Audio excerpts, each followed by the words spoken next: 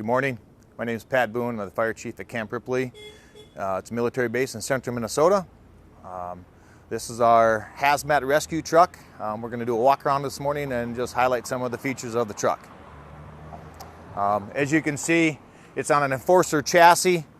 We went with the Enforcer to gain some more space in the command area and the inside, which you'll kind of get a shot of when we get around to that passenger side of the truck. We also added a glide out for our incident command area so that we add some square footage back there when we're at a major incident. As we move down the truck, we tried to optimize the space we could in all of our compartments with pull-out trays and equipment racks. And then also on these taller ones where the trays actually come out and tilt down for ease of access for equipment on the top trays. Trying to utilize as much space as we can to get the most bang for a buck. And all of our trays are glide outs, SCBAs, built-in toolbox. Very nicely equipped truck.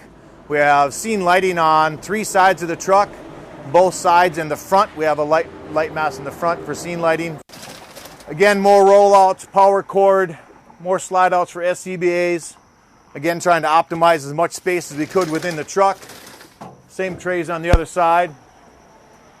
In this compartment, we put a 40-inch TV monitor, which we can project any one of the 4 computer bases in there out to this monitor and actually do briefings.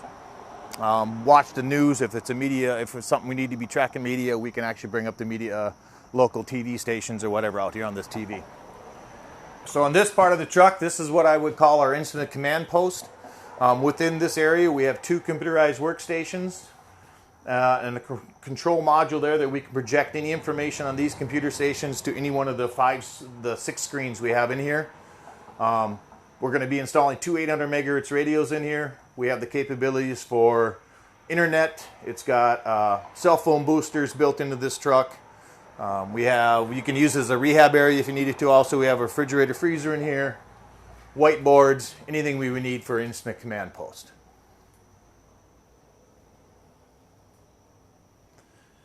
And then as we transition forward into what can be part of the incident command center, or if it's a major incident and you need dispatching here, we can move up into this area, which again has 2 more workstations, 3 monitors.